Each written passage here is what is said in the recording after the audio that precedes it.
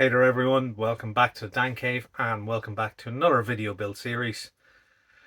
This time it's the Revell 24th scale Jordan 197 Formula 1 car.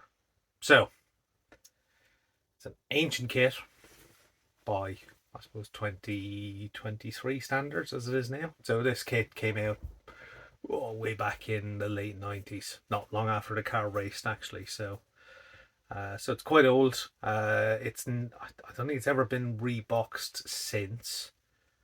So this boxing that I have dates from that. So this video build series will look at me building that. So it's going to be in two parts. Today is part one. So part one today is going to cover the basic bodywork prep, prime, paint, decal, 2K, that kind of stuff. So pretty important part of the build, and particularly for this kit, given the age of the decals and stuff, it was I was a little bit nervous about them being in good condition because the box I had was a little bit battered.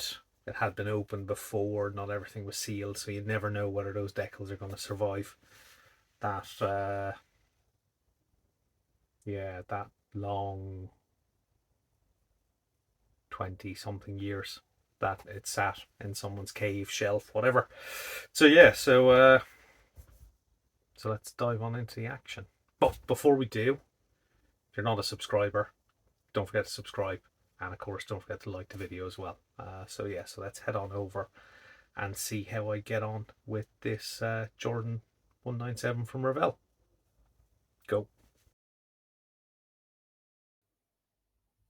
So thank you for the introduction, and it's straight on into the relative action with the cleanup of the body parts.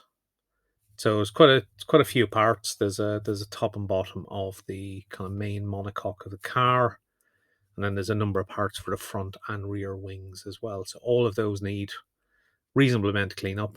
And as this is a Revell kit, as you can imagine, there is a little bit of vagueness in some of the locating points and a little bit of cleanup of sprue attachment points and some little seam lines as well. So it's the usual kind of process. Everything is clipped free from its sprue using the Tamiya sharp pointed cutters, and then cleaned up using some UMP sanders and thinny sticks. Now, this kit would have you basically construct the seat and interior before you combine the two halves of the car body. This doesn't work for me. I like to get the body completely kind of painted, decaled, and 2K'd before moving on to anything else. So in order to make sure that I can get the interior, so the seat and the steering wheel in, basically I'm going to scribe out the bottom of this bottom section of the car body and leave it out separate. So that means I'll be able to do the seat and interior a little bit later on in the build process, and I can crack on with getting the body put together. And I should be able to insert it from underneath. So I've used the Tamiya scribing tool, scalpel, and a razor blade, and managed to remove that. Now, where these join lines are, they should be completely invisible once it's all assembled anyway. But it does mean I can now put together the two halves of the car without having to worry about any of the interior at this stage. Now, one of the obvious issues I'm going to have is the top and bottom are going to have some seam lines. They will need to be addressed with probably a little bit of filling as well. But before then, I'm going to assemble the airbox for the top of the engine cover. So it's just two parts, seam line down the middle. The seam line down the middle should be an easy cleanup job. However, the fit of these parts over the top of the back of the car is not brilliant. And again, that's something that'll need a little bit of filling and a little bit of sanding. But however, in the meantime, it gets attached using some Tamiya Extra Thin.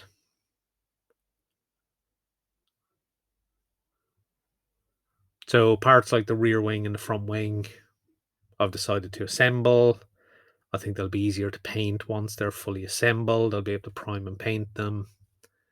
Maybe not as easy to do the decal work with them completely combined, but I think given the way the locating points are, I think it's easier to do once assembled. Now, before assembling the top and bottom of the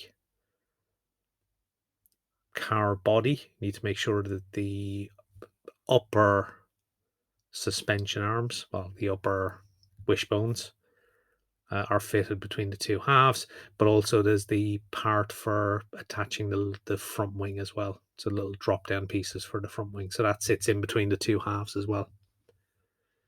So we can insert them in and then use some Tamiya extra thin to run it into the join line using capillary action. So once it's been cured, a little bit of sprue goo has been used to clean up the seam line. We can then progress on to sanding that back to a nice clean finish. So once all that work is done, everything is cleaned up, can head on over to the spray booth and get all these parts primed. Now, car is going to be yellow. I don't have yellow primer. I've got white primer, so it's going to be primed in UMP white primer. So that's all sprayed through the UMP apex at about 30 psi. And overall, I think it gets about 4 coats of white primer.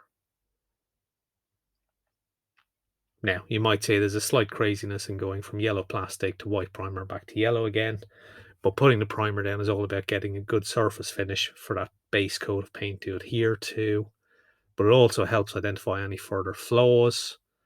The primer itself can act as a microfiller, can help fill any scratches left from sanding, and all of that can be buffed back after the primer stage, and the final surface finish can be checked before going to base coat. But however, a total of about 4 coats of UMP white is given to each of the body parts. There are a number of little awkward angles to get into in this kit, particularly in around the radiator intakes, areas like that. You want to make sure you get some paint in there as well, because they will be visible on the car when it's constructed. But overall, I'm happy enough with the number of coats that have gone down. You will still see a little bit of yellow showing through, but that's not a big deal because it is going to be painted yellow anyway. So that's nothing to worry about, as long as, well, in this case, 4 good coats of white primer have gone down.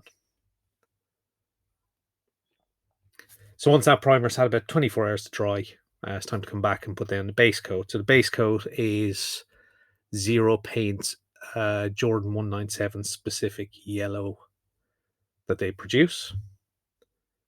Zero Paints are known for being quite hot, but however, go with light coats, it'll be absolutely fine. And that's exactly what's been done here. I think I've given it about 5 light coats of yellow. And that's kind of, yeah, that seemed to be about enough to give a good solid yellow color. No faded areas where the white is shown through. So 5 coats, definitely the first 2 or 3 coats are extremely light. But as you can see, this is actually a pretty good yellow from Zero Paints. It is very pigmented, and these light coats have gone down very, very well. And once again, showing that you can put a lacquer paint over an acrylic base. So I think this is coming into a second coat of yellow. As you can see, that yellow is beginning to build up already. But it's a case of just go lightly and take your time. So I've gone back to using, for lacquer paints, an Iwata Neo airbrush that I've got. They've been lying around on the bench for quite a while, decided to give them a little bit of maintenance and put them back into use. Now, unfortunately, for some reason, I did get a little bit of spitting. I think some paint build up on the nozzle cap did unfortunately give me a few unsightly yellow spits during the process of doing the 5 coats of yellow. But however, that will have to be remedied a little bit later on once this paint is completely cured. So once it's cured, I'm using a sanding sponge. I think it's a 3M finishing sponge that I got from a car body shop retailer. and that just helps to flatten back any of those unsightly spots. So once that's completed, there's a little bit more masking to do because the top of the intake is actually painted red on these cars. So in this case, I think I'm using Revell Italian Red, I think. Which I think that was the recommended color call out. So however, once all that is done, it's time and been given suitable curing time as well. It's time to start the decaling process. Now, it's a big sheet from Revell. I have to admit, I was slightly worried about the condition of the decals. So this is the very first carbon decal going down on the front wing, and it's released absolutely perfectly from the backing paper and gone down absolutely spot on. So these decals are in good condition. So really happy about that. So it is the usual decaling process. Up top left, there's some warm water in a pot. So decals will be soaked in that for about 10 seconds. They'll release from the backing paper, placed on the kit, excess water removed with cotton buds, and some UMP decal solutions are used to help any of the decals conform to any of the awkward shapes. So, as this is quite a long decaling process, I've speeded up the footage, so we'll stick a little bit of background music to it, and let's follow the decaling process.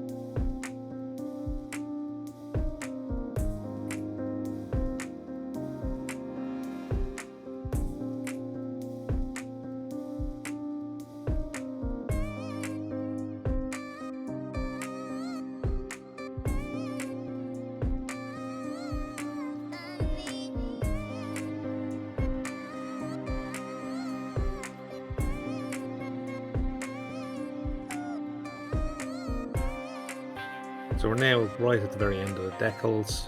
So they're given approximately 24 hours curing time, drying time. Once that's done, it means we can move on to 2K stage. In this case, I'm using Gravity Spain's 2K mixed as per the 3:1:1 ratio on the package they come in. So I've mixed up not a huge amount, relatively small amount. It's going to be 3 relatively light coats of 2K, and it's not a big body anyway. So as is usual, the first coat is a tack coat.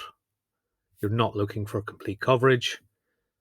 You're not looking for a completely shiny finish. As I like to describe it, you're kind of looking for a shiny pebble dashed finish. And that's basically just there to act as a adhesion layer for the subsequent coats. So all the parts are given that initial tack coat, and they can then be set aside for 10 to 15 minutes, and then back in for a second coat, 10 to 15-minute break, then back in for a third and final coat.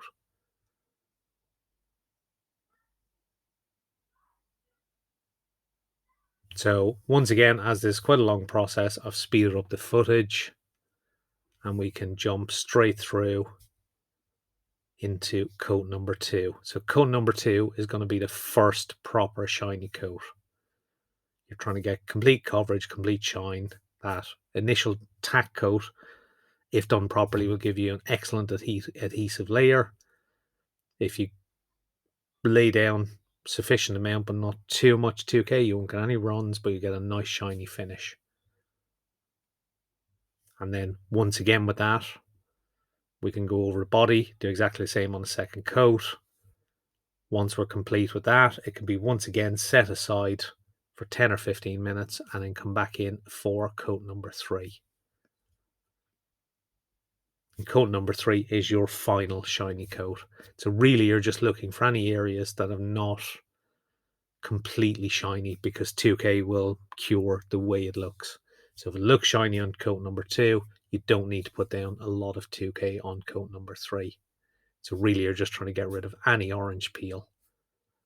And as you can see, I can just go through and do a final check, have a look around, use the light to your advantage, check that everything is done. And it can be now set aside for at least 3 days. So let's head back to me for final thoughts. So there we have it. There is part 1 done. So as you can see, the way the kit is kind of laid out is not great. Particularly when you look at the way I like to put together the car bodies, get them painted and decaled and 2K'd before doing a lot of the auxiliary work. This particular kit wanted you to have the kind of seat and interior packaged inside. That really wouldn't have been a great way to do it. So I came up with a solution for that. I was worried about the decals. The decals were absolutely spot on. They were fine. Paint went down well. A few spits from my airbrush during the paint, so I needed a little bit of kind of flattening back of the yellow paint once it was painted. That was done easily enough. Resolved any of those little issues. And I think the decals covered up any of those little flaws that were in the paintwork. So generally reasonably happy with the progress so far. The 2K went on fantastically. I think it's one of the best 2K finishes. Almost dust free. Very, very little work to be done on that. That may get covered in part 2. What little bit I did to kind of polish up the bodywork. But other than that, really pleased with the progress. So, relatively short video. It's because it's not a particularly detailed kit. It's not particularly complicated. So, yeah, that's it. Thanks for watching.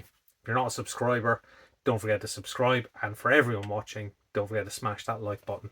And if you have any comments, pop them in the comment field below. So yeah, thank you all for watching, and stand by for part 2 very, very soon. See you in part 2. Bye for now.